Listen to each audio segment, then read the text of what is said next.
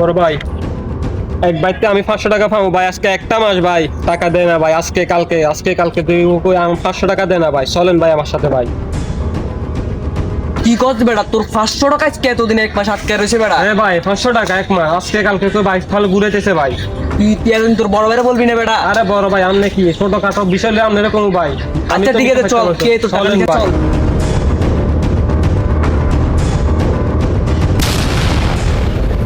ওই কি বড় ভাই, আমার 500 টাকা দেন ভাই, আজকে এক মাস ভাই।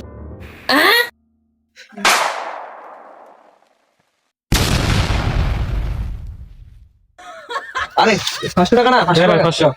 আচ্ছা 500 টাকা তোর নিয়ে দিব সমস্যা পরে। কেন ভাই 500 টাকা পাই তো ভাই ওর কাছে।